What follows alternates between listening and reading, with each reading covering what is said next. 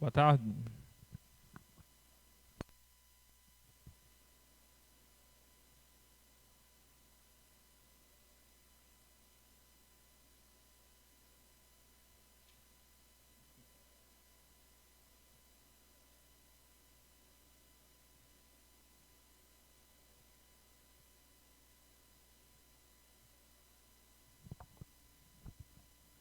Boa tarde mais uma vez a todos que estão em casa nos assistindo. Nós estamos aqui na Congregação Batista Shalom, na cidade de Salinópolis. Nós somos filha da primeira Igreja Batista de Salinópolis. A Congregação Batista está localizada na Rua Davi, Nascimento Santa Brígida, número 104, por trás da Escola Municipal Jean Lille e em frente ao posto de saúde do bairro São Tomé. Irmãos, eu saúdo a todos na paz e na graça do nosso Senhor Jesus Cristo. Hoje nós vamos dar sequência à nossa revista com a lição de número 5. Nessa lição, nós vamos estar estudando sobre a harmonia que existe nos evangelhos. Mas antes de nós darmos início, eu gostaria de relembrar um pouco os irmãos sobre os assuntos que nós vimos na aula passada. Nós vimos na aula passada, na lição de número 4, a centralidade que o Senhor Jesus Cristo possui na palavra de Deus como um todo, sendo o tema central do Antigo Testamento e do Novo Testamento. Por exemplo, nós não podemos falar de temas como salvação. Por quê? Porque não haveria salvação sem a presença da figura do Senhor Jesus Cristo. Nós não poderíamos falar de remissão de pecados como outro tema. Por quê? Porque só existe remissão de pecados por causa do sacrifício de Cristo, que traz para as nossas vidas a salvação.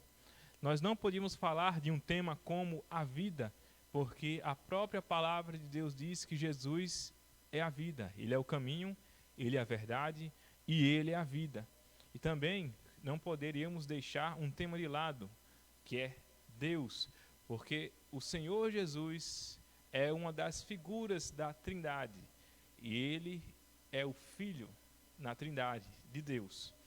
E não poderíamos deixar de falar sobre o homem, de destacar o papel de Jesus Cristo na vida do ser humano, porque sem o Senhor Jesus não existiria ser humano. Nós fomos formados como criaturas, à sua imagem e à sua semelhança. Então, o Senhor Jesus Cristo, Ele é a figura principal da palavra de Deus, da Bíblia, das Escrituras. E hoje, nesse tema de hoje, dos Evangelhos, sobre a sua harmonia, nós não podemos deixar de destacar a figura do Senhor Jesus Cristo. Por quê? Porque os evangelhos são os documentos que trazem para as nossas vidas, a vida do Senhor Jesus Cristo como homem aqui na terra. O nosso texto de hoje, o nosso tema de hoje, a harmonia dos evangelhos, ele possui um texto base localizado lá em Lucas, no capítulo de número 1, no verso de número 1 ao verso de número 4. Lucas, capítulo de número 1, do verso de número 1 ao verso de número 4. E você que está em casa, eu convido você para estar abrindo a sua Bíblia nesse texto e nós vamos fazer a leitura desse texto todos juntos. Vou repetir mais uma vez. Lucas, Evangelho de Lucas, capítulo de número 1. Vamos ler os 4 primeiros versículos, que diz bem assim: muitos já se dedicaram a elaborar um relato dos fatos que se cumpriram entre nós, conforme nos foram transmitidos por aqueles que desde o início foram testemunhas oculares e servos da palavra.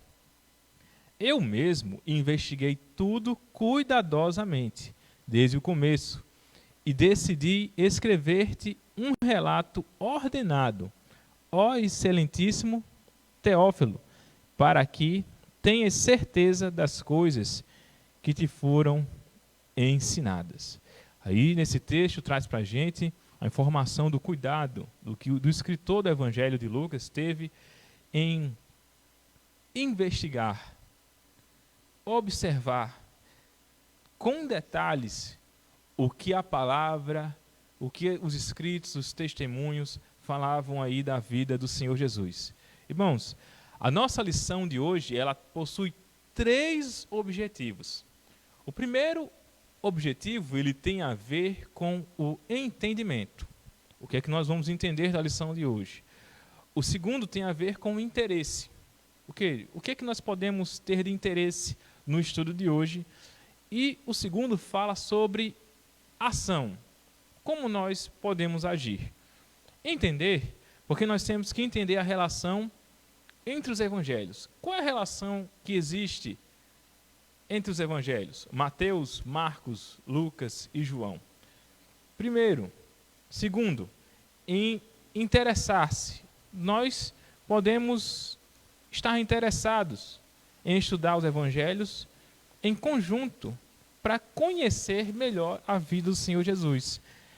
E o nosso terceiro objetivo, alvo da nossa lição, requer ação. E essa ação é que, conhecendo os evangelhos, entendendo a relação entre os evangelhos que tratam do relato da vida do Senhor Jesus Cristo, nós podemos testemunhar melhor sobre o Senhor Jesus. Por quê?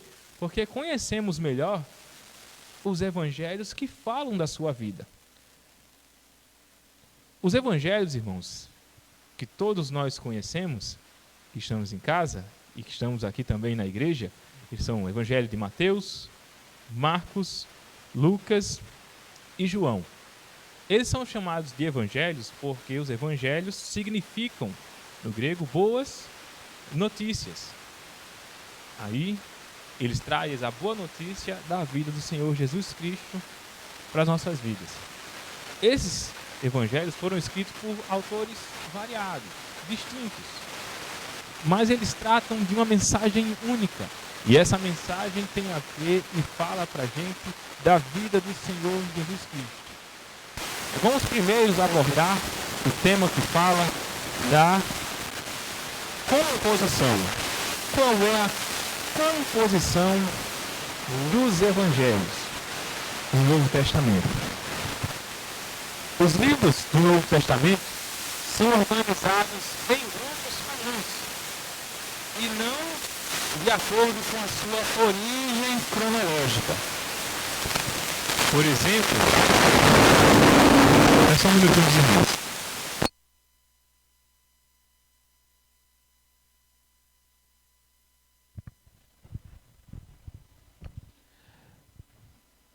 Os livros do Novo Testamento, eles não são organizados em ordem cronológica, ou seja, foi primeiro escrito Mateus, depois Marcos, depois Lucas, depois João. Não é assim que foi escrito. Os livros, eles estão organizados em grupos de temas. Por exemplo, Mateus, Marcos, Lucas e João tratam os evangelhos da boa notícia, que é relatar a vida do Senhor Jesus. Mas depois nós temos um livro histórico, que é o livro de Atos. E depois nós temos uma série de cartas, e o Novo Testamento ele termina com um livro apocalíptico, que é o Apocalipse de João. Inicialmente, o Evangelho ele não foi escrito. Ele começou como uma tradição oral. Ou seja, pregadores saíam das suas casas e iam nas ruas, nas praças, nas sinagogas, no templo, pregando o Evangelho. Nós temos exemplos, vou dar o exemplo de 2, irmãos. Primeiro é João Batista. João Batista é conhecido como um profeta que preparou o caminho do Senhor. O caminho que falava que o Senhor Jesus viria. Então ele já era um pregador do Evangelho e fazia parte dessa tradição oral. Ele levava a palavra de Deus, falava exclusivamente do Senhor Jesus Cristo e dizia que ele já estava vivo, que ele já estava no meio do povo de Israel e que ele iria batizar o povo com o Espírito Santo, porque João Batista batizava com água, mas ele dizia que entre eles já estava aquele que iria batizar com o Espírito Santo. Outro exemplo dessa tradição é o próprio Senhor Jesus, que traz também, pela tradição oral, as lições das boas novas, as lições morais, as lições éticas, o desejo do reino de Deus para as nossas vidas. Existem alguns estudiosos que, analisando a forma como as palavras de Jesus foram escritas, que existem indícios de que ele ensinava, em algumas partes, cantando. Você já prestou atenção de como é fácil a gente aprender alguma coisa cantando? Porque a gente lembra daquela canção. A música tem um papel muito importante. E a Bíblia diz para a gente que Jesus se reunia com seus discípulos, lá nos evangelhos está escrito isso, orando, comendo e cantando com eles. E eles estudavam, né? Eles ensinavam também aos seus discípulos. Depois, olha só, o cristianismo ele foi crescendo, né? Jesus aí, Deus deu o passo inicial dessa grande transformação que é o impacto do evangelho nas nossas vidas. E ele trouxe para a gente os princípios e as doutrinas de Jesus aos cristãos espalhados pelo mundo. E também surgiram epístolas depois que falam sobre os ensinamentos do Senhor Jesus Cristo. Irmãos, os ensinamentos do Senhor Jesus Cristo não são ensinamentos científicos, não são ensinamentos filosóficos. Bom, científico. Algum engenheiro poderia usar esses conhecimentos para projetar um novo tipo de dispositivo, ou fazer uma melhoria no computador, fazer uma melhoria num sistema de informação? Não, não poderia. Seria um conhecimento filosófico. Existe um livro de filosofia bem conhecido dos estudantes de filosofia, inclusive eu falo a autora Marilena Chauí, que fala lá que a própria filosofia é algo que é inútil. Ela diz que ela não serve para nada. Pessoalmente, eu discordo disso. As lições do Senhor Jesus Cristo também não são filosofia, porque elas têm um cunho muito prático para as nossas vidas. Jesus diz mesmo, olhe, proceda dessa maneira, faça isso, transforme a sua vida meditando na minha palavra, seguindo os meus preceitos. E a Bíblia diz para a gente que quem ama o Senhor Jesus faz aquilo que Ele manda. Diz isso para a gente. E nós temos aqui, irmãos, que o Senhor Jesus foi quem começou mais profundamente essa revolução, porque Ele é a essência das boas novas. Ele é a essência dos evangelhos. E nós temos a fundação da igreja feita pelo Senhor Jesus. Ontem nós estávamos escutando lá em casa uma música belíssima que fala sobre igreja pequena. E o cantor fazia a seguinte pergunta: onde está aquela igreja? E descrevia essas características. Diz que é uma igreja que orava e o poder descia, o Espírito Santo batizava, as coisas se transformavam. E eu fiquei meditando, onde está essa igreja? Irmãos, eu quero lhe dizer que essa igreja cresceu. Se nós olharmos lá no livro de Atos, no capítulo de número 2, nós temos uma igreja que está reunida, que está entre quatro paredes, que estava orando, que estava buscando o Senhor. E este dia, irmãos, que é descrito lá em Atos, no capítulo 2, é o dia de Pentecostes. E nesse dia, o Espírito Santo desce. E a igreja que estava entre quatro paredes era tomada pela ousadia do Espírito Santo. E pelo Espírito Santo se torna ousada. E Pedro prega pela primeira vez e milhares de pessoas se converteram naquele dia. Então, você quer saber o que aconteceu com aquela igrejinha? Ela cresceu, ela se espalhou pelo mundo. E isso vem graças ao Senhor Jesus. A igreja não é pequenininha mais, mas ela não perde a sua essência, que é o Senhor Jesus Cristo. O Espírito Santo, irmãos, continua falando. O Espírito Santo continua falando para as nossas vidas. Não precisamos guardar saudades daqueles tempos de igreja pequenininha. As igrejas pequenininhas ainda existem por aí. Também estão orando e o poder de Deus descendo. Sabe para quê? Para crescer e propagar mais o Evangelho. Porque foi para isso que Jesus começou com a igreja pequena, para que se espalhasse e pregasse o Evangelho, pregando a própria vida e as lições que o Senhor traz para o nosso viver. Voltando ao assunto, irmãos, depois desse quadro que foi aberto agora, para falar dessa observação de como é maravilhoso o poder de Deus na vida da sua igreja. Nós devemos olhar as Escrituras, os Evangelhos, observando claramente, com muita atenção, os ensinos do Senhor Jesus Cristo. Meu irmão, sobre a cronologia dos evangelhos, o primeiro evangelho a ser escrito foi o evangelho de Marcos. Ele foi escrito aí entre 50 e 60 depois de Cristo. Lucas foi escrito em 60 depois de Cristo.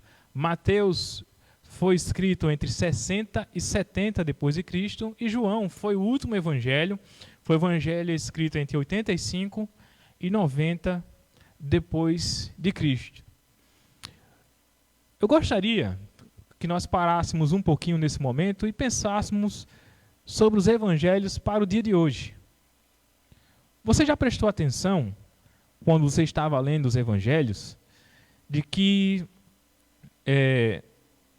os evangelhos, eles foram escritos para preservar a história do Senhor Jesus Cristo?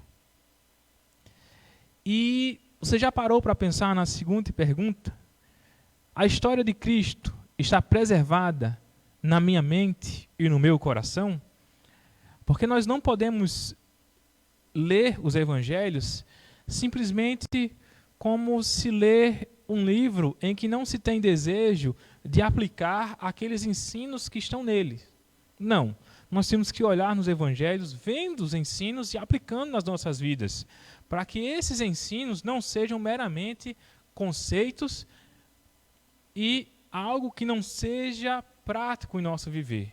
Então, o evangelho é algo muito prático. Eu conheço várias pessoas, por exemplo, que são pessoas bem práticas. Então, para você que é uma pessoa prática, leia os evangelhos e pratique. E se você não é, se torne uma pessoa prática. Uma pessoa que gosta de transformar as coisas. E aí as coisas começam se transformando, primeiramente em nós, através da prática do evangelho, e depois transformando as outras coisas ao nosso redor, por causa que nós mesmos já fomos transformados pelos ensinamentos do Senhor Jesus Cristo. Os evangelhos, irmãos, eu gostaria de falar agora, depois que aqui nós acabamos a composição, eu gostaria de falar agora sobre o aspecto sinótico dos evangelhos. Existe um grupo de livros dos 4 evangelhos que são chamados de evangelhos sinóticos. Esses evangelhos são Mateus, Marcos e Lucas. Você já prestou atenção que eles são bem parecidos entre si? Eles são chamados de evangelhos sinóticos, irmãos. Repito, Mateus, Marcos e Lucas, porque eles possuem uma boa quantidade das histórias contadas sobre Jesus em comum, diferente do evangelho de João. Sinótico, do grego, significa ver junto. Isso quer dizer que, ao ler esses 3 evangelhos conjuntamente, você pode analisar que vários dos conteúdos contidos neles são comuns. Por exemplo, vamos falar primeiramente do conjunto de lições e de histórias que existem apenas em cada um dos evangelhos, de forma exclusiva. Ou seja, só existe no evangelho de Marcos, só existe no evangelho de Mateus, só existe em Lucas e só existe em João. E eu gostaria de começar por Marcos. Passagens exclusivas de Marcos, irmãos, compõem apenas 7%. Em Mateus, 42%, ou seja, não tem outros evangelhos. Em Lucas, 59%. E em João, olha só a grandeza numérica, é 92% das passagens de João são exclusivas. Agora, o que nós podemos observar que eles têm em comum, nós vemos que o Evangelho de Marcos, ele ocupa o topo nessa escala. As passagens que ele possui em comum com os outros evangelhos é 93% das suas passagens. Já Mateus possui 58%, Lucas 41% e João apenas 8%. Então notem aí que Marcos, Mateus e Lucas, ele possui uma porcentagem sempre acima de 40% de conteúdo comum, enquanto João só possui 8% do conteúdo comum entre os outros evangelhos. Isso coloca João como uma narrativa à parte. E por que isso aconteceu? Isso aconteceu com algo que é chamado hoje e que nós vamos falar como o Evangelho de Marcos como prioridade. O Evangelho de Marcos, como nós vimos, ele foi o primeiro a ser escrito. Então existe uma teoria entre os teóricos, os teólogos, estudiosos, que fala sobre a prioridade de Marcos, para tomar o Evangelho de Marcos como algo primordial. E por que existe isso? Primeiro, eu já falei, ele foi o primeiro a ser escrito. Depois, em segundo lugar, ele pode ter servido de referência para os outros evangelhos.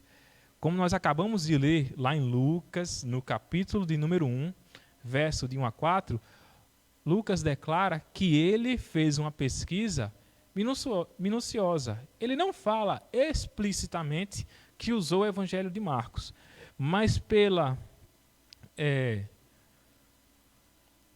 busca minuciosa que ele fez, pela pesquisa que ele fez, pode ser que ele tenha se deparado aí com o Evangelho de Marcos, como um relato já da história do Senhor Jesus Cristo, e também pelo conteúdo comum que existe entre Marcos e o Evangelho de Lucas. E outra coisa bem mais geral, que nós vemos é que 93% do conteúdo de Marcos está presente nos evangelhos de Mateus e de Lucas. Então, isso aí são alguns argumentos que mostram, que dão assim, base para essa teoria, né? Para a prioridade do evangelho de Marcos. Nós podemos, irmãos, ainda concluir algumas coisas sobre o aspecto sinótico dos evangelhos. Primeiro, a gente pode pensar da seguinte maneira: não, todos os evangelhos foram escritos de forma independente. Isso quer dizer o quê? Que cada um dos escritos dos evangelhos usou materiais apropriados para o seu propósito, instruídos pelo Espírito Santo. Então, foi assim, cada escritor escreveu ali o que os guiados pelo Espírito Santo, mas cada um no seu quadrado, né? Sem dar tirar um pedacinho lá no que alguma outra pessoa, outro escritor escreveu. A segunda perspectiva é da interdependência. Isso quer dizer que os escritores conheciam a história de Jesus Cristo pessoalmente ou por meio do que foi comunicado pelos apóstolos, isso instruídos pelo Espírito Santo. Isso aí já dá uma outra perspectiva, porque mostra não a visão individual de cada um no seu quadrado, me permitam falar dessa maneira, mas que existia comunhão, que existia uma forte comunicação entre os irmãos, e isso se tornou de conhecimento comum, inclusive o escrito lá de Marcos também pode ter acontecido, de ser comum àquelas pessoas, e por isso essa conexão entre os evangelhos de Marcos, Mateus e Lucas. vamos pensar sobre esse tema um pouquinho para os nossos dias de hoje, os evangelhos para o nosso dia de hoje. Assim, em que você baseia seu testemunho sobre Jesus Cristo? Já parou para pensar sobre isso? Como é que você se baseia? Você já prestou atenção que alguém pode falar para você o seguinte: eu não vou para a igreja porque a minha vida está muito desmantelada, esculhambada. Então, eu não vou porque eu não tenho condições de seguir aquelas coisas, né? Eu prefiro continuar aqui na minha e não mudar. Ou você pode arranjar alguma outra desculpa como essa para permanecer no erro. Ou você olha alguém para dentro da igreja e diz assim: eu vou entrar na igreja para ser igual a esse crente, ser igual a essa pessoa, porque a pessoa não está dando um bom testemunho. O que eu quero dizer é que, independentemente da sua visão, é que não são para essas pessoas que você deve olhar, nem que eu devo olhar. Nós temos que olhar firmemente para o alvo. Nós temos que olhar para o Senhor Jesus Cristo. Então, o que nos serve, irmãos, como base para o testemunho de Jesus Cristo, é que nós devemos procurá-lo na Bíblia. Nós temos que olhar para o Senhor Jesus Cristo. O irmão que é o nosso líder, a irmã que é a nossa líder, aquele que está à frente, ele pode errar. E vai errar, pode errar de uma maneira, digamos assim, na nossa visão mais suave, ou uma maneira com consequências mais pesadas. Mas o nosso alvo tem que ser Cristo. E nós podemos observá-lo, ver os seus ensinamentos e aprender com muito amor, com muita alegria nos evangelhos. Olhe para o Senhor Jesus. Vamos olhar para Ele firmemente, porque aí nós vamos estar olhando para aquela pessoa que é a melhor tradução do Evangelho, que é o Senhor Jesus. Que é a melhor interpretação, que é o próprio Senhor Jesus. Que é a melhor leitura da Bíblia, é o Senhor Jesus. É Ele que tem que estar como foco das nossas vidas, né? Como alvo das nossas vidas. Para concluir, irmãos, a lição de hoje, nós vemos aqui que os 4 evangelhos descrevem a vida e obra do Senhor Jesus Cristo, cada um com estilo e propósito diferente, mas comunicando sempre a mensagem central, a salvação no Senhor Jesus Cristo. Se você ainda não aceitou o Senhor Jesus como Senhor e Salvador, está nos vendo hoje, abre o teu coração e deixa Jesus entrar, deixa Ele invadir a tua vida, deixa Ele mostrar algo que você não vai ler em livros, que você não vai ver na feira do peixe, algo que você não verá no bar, algo que você não verá indo para o hospital, principalmente nessa pandemia. Eu sei que todos estão buscando cura. Não. Você vai encontrar alguém que vai mudar a sua vida definitivamente. E se você duvida, então eu desafio você. Entrega a sua vida a Ele, para ver se Ele não muda.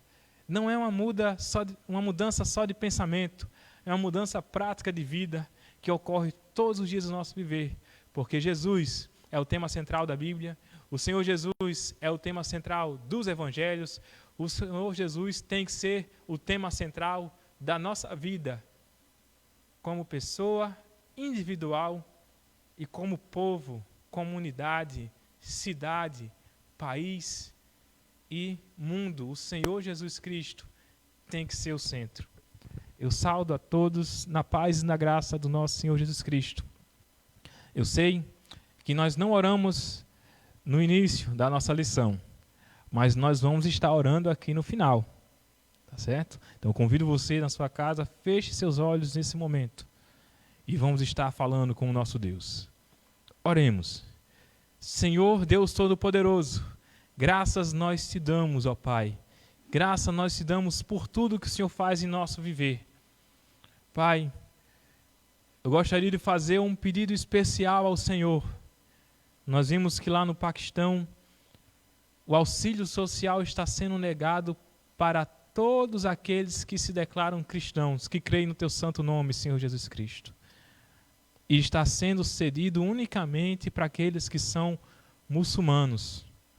Mas para os cristãos, não, Senhor nosso Deus. Pai, esses irmãos vão passar por grande necessidade. Mas nós queremos, ó Pai, te fazer um pedido especial. Para que toda a igreja ore, Senhor, por eles. Por toda a igreja que está sendo perseguida. Que ore, ó Pai, para ver o teu milagre acontecer, ó Pai. Porque eu sei que mesmo desamparados pelo governo, mesmo desamparados por esse mundo, eu sei que nós podemos ver o milagre, Senhor Jesus, de vermos depois de toda essa pandemia, depois de toda a fome, em vez daqueles irmãos abatidos, a imprensa mostre que o Senhor é Deus Todo-Poderoso, mostrando a face deles, ó Pai, mais robusta do que a dos outros, mais saudável. E nós sabemos que isso é possível, ó Pai, apenas pelo Teu poder, pela Tua graça, pela Tua misericórdia, pela Tua ação salvadora, ó Pai. Salva aqueles irmãos para que eles continuem testemunhando da Tua santa palavra, Deus Todo-Poderoso. E ajuda, ó Pai, a igreja no Brasil, a igreja na América Latina, a igreja nas Américas, ó Pai, a igreja na Europa, na Ásia, em todos os continentes, ó Pai, para que ela permaneça firme no Senhor Jesus, firme e fiel, Deus Todo-Poderoso. Nós sabemos que o Senhor pode, pela Tua vontade, querer levar alguns, ó Pai, e o Senhor vai fazer isso, porque o Senhor cumpre tudo aquilo que o Senhor faz, ó Pai, dos Seus pensamentos. Nenhum dos Teus planos é frustrado, Senhor. Não foi, não é e jamais será. Mas eu te peço isso, ó Pai. Te peço pelos nossos irmãos, não só no Paquistão, mas em todos os outros lugares, que possam estar sendo perseguidos, ó Pai, diante de uma situação que já é crítica. Mas aí é que nós vemos, ó Pai, o mar vermelho se abrir.